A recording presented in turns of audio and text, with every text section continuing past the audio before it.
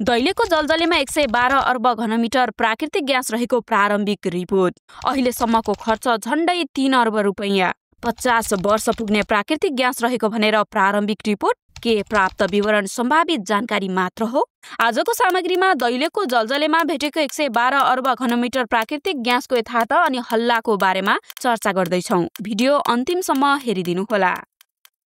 यतिखेर सर्वत्र नेपालीलाई खुसी दिएको समाचार भनेको दैलेखको जलजलेमा रहेको प्राकृतिक ग्यासको प्रारम्भिक रिपोर्ट हो।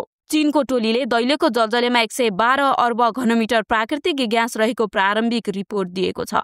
उद्योग मन्त्री दामोदर भण्डारीले ग्यास पुष्टि भएको र विस्तृत रिपोर्टपछि उत्पादन सुरु हुने पनि बताइसकेका छन्। चिनिया विज्ञ टोलीले नेपाललाई 50 वर्ष पुग्ने प्राकृतिक ग्यास रहेको भनेर प्रारम्भिक रिपोर्ट दिएको भन्दै सरकारी अधिकारी उत्साहित देखिए अनि प्रधानमन्त्री केपी शर्मा ओलीले पनि उत्साह रूपमा यो कुरा भाषण नै गरे। तर यसमा सत्यता कति छ? 2072 सालमा भारतीय नाकाबन्दीका कारण ग्यास र इन्धन आपूर्तिमा सङ्कट भएपछि तत्कालीन केपी शर्मा ओली नेतृत्वको सरकारले नेपालमा पेट्रोलियम पदार्थ र ग्यासको अध्ययन गर्न चीनलाई निम्तो दिएको थियो। त्यसैका आधारमा चिनिया टोलीले नेपालमा विभिन्न सम्भाव्य पेट्रोलियम खानीहरूमा पुगेर अध्ययनका लागि नमुना सङ्कलन गरेको थियो। तत्कालीन उद्योग मन्त्री सोमप्रसाद पाण्डे आफै दैलेखको श्रीस्थान, नाभिस्थान, धुलेश्वर र पादुका लगायतका क्षेत्रमा पुगेका थिए। त्यति बेला पाण्डेले 6 महिनाभित्र सरकारले दैलेखमा रहेका सम्भावित ग्यास र पेट्रोल खानीको उत्खनन गर्ने घोषणा गरेका थिए। तर उत्खनन सुरु हुन झन्डै 10 वर्ष लाग्यो। नेपालमा पेट्रोलियम पदार्थ रहेका सम्भावित स्थानलाई 10 ब्लकमा छुट्याइएको छ। नेपालमा व्यवस्थित रूपमा पेट्रोलियम अन्वेषण कार्य भने 1997बाट मात्र सुरु भएको थियो। खानी तथा भूगर्भ विभागले विश्व बैंकको सहयोगमा सन् 1978 र 1979मा तराई र शिवालिक क्षेत्रमा 48,000 वर्ग किलोमिटर क्षेत्रफल ढाक्ने एयरबोर्न म्याग्नेटिक सर्वेक्षण सम्पन्न गरेको थियो, जसले उत्साहजनक नतिजा देखाएको थियो। त्यसपछि नेपाल सरकारले सन् 1982मा पेट्रोलियम अन्वेषण प्रवर्धन परियोजना स्थापना गरी अन्वेषण कार्यलाई प्रवर्धन तथा अनुगमन गर्ने काम सुरु गरेको थियो। परियोजनाले नेपालको चुरेभन्दा मुनिको सबै तराई भूभागबाट पेट्रोलियम पदार्थ उत्खनन हुन सकिने अनुमान गरेको छ। पेट्रोलियम पदार्थको स्रोत पहाडी भूभाग र चुरे क्षेत्रमा पर्छ। विभिन्न अध्ययनका आधारमा सम्भावित भूभागलाई 10 वटा ब्लकमा विभाजन गरिएको छ। तीमध्ये दैलेखमा मात्र ग्यास उत्खनन गरिएको छ। सन् 2019मा चीन सरकारको सहयोगमा दैलेखमा पेट्रोलियम अन्वेषणका लागि अनुसन्धान गर्ने सम्झौता भयो।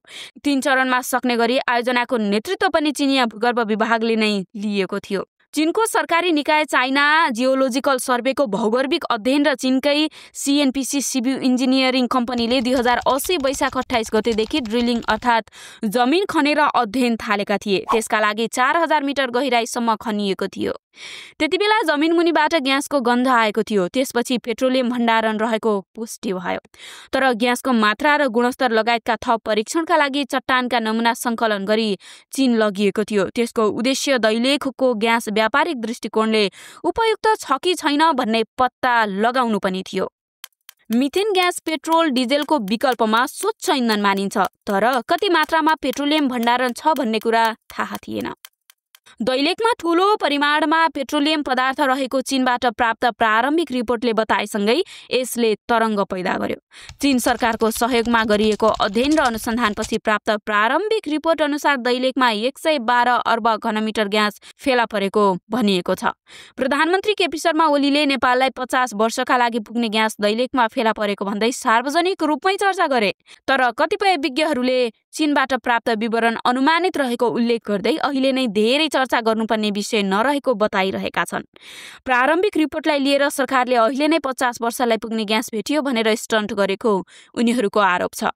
खानी तथा भूगर्भ विभागका उपमहानिर्देशक एवं प्रवक्ता दिनेश कुमार नापितले चीनबाट प्राप्त विवरण अनुमानित नरहेर अनुसन्धानपछि गणितीय हिसाबले निकालिएको विवरण रहेको बताएका छन्।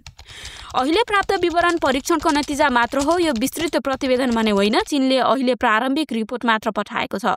त्यसैले अहिले नै सबै कुरा खुलेको छैन। यद्यपि प्रारम्भिक रिपोर्टमा आएको विवरण उत्साहजनक रहेको उल्लेख र यसले आगामी कार्ययोजना तय गर्न सहज हुने परियोजना प्रमुख नापितको भनाइ छ।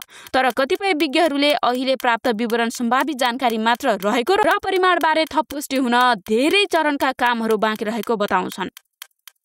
ड्रिलिङ मात्र गरेर परिमाणबारे थाहा नहुने उल्लेख गर्दै तत्काल धेरै गर्न नसके पनि ओइल स्टेटिङ गरेर हेर्नुपर्ने उनीहरूको भनाइ छ। यो परियोजनासँग जोडिएका केही भूगर्भविदहरूले पनि ओइल स्टेटिङ गरेपछि मात्र परिपक्व जानकारी आउने बताएका छन्। ओइल स्टेटिङ गरेपछि ग्यासको मात्रा कति छ, त्यसको आयतन कति छ, चाप कस्तो छ, कति रिकभरी गर्न सकिन्छ लगायत जानकारी प्राप्त हुन्छ। तर ओइल स्टेटिङ गर्नका लागि पनि प्राविधिक खर्च ठूलो छ। त्यसैले यसका लागि पनि चिनिया सरकार सँगै सहयोग माग्ने सरकारको तयारी छ। दैलेखमा भेटिएको ग्यास मिथेन हो। अहिले प्राप्त विवरणको बजार मूल्य ठूलो रहेको छ। अहिलेको देखिएको परिमाणको 30% मात्र पनि रिकभरी भयो भने पनि व्यावसायिक प्रयोजनका लागि पर्याप्त हुन्छ। दैलेखमा भेटिएको मिथेनमा विभिन्न ग्यासहरूको मिसावट भेटिए पनि 90% हिस्सा मिथेन ग्यासले ओगटेको छ, जसलाई इन्धनको रूपमा मजाले प्रयोग गर्न सकिन्छ। यसलाई एलएनजी को रूपमा पनि प्रयोगमा ल्याउन सकिन्छ, अर्थात् यसलाई एकदमै कम तापक्रममा चिस्याउने अनि तरल बनाएर ट्याङ्करमा भरेर विभिन्न ठाउँमा लैजाने र फेरि ग्यास बनाएर वितरण गर्न सकिन्छ। तर यी सबै चरण पार गर्न सहज भने पक्कै छैन। नेपालको सीमित स्रोत र प्रविधिबाट यो सम्भव छैन। यो प्रविधि नै यति खर्चिलो छ कि नेपालले सहयोगी राष्ट्रको बिना सहयोग उक्त बिन्दुमा पुग्न सम्भवै छैन। किनकि 2043 सालमा पनि मोरङको बाहुनीमा भएको अन्वेषणको काम पनि विदेशी लगानीमै भएको थियो। पछि उक्त ठाउँमा पेट्रोलियम भण्डारण रहेको पुष्टि भएन।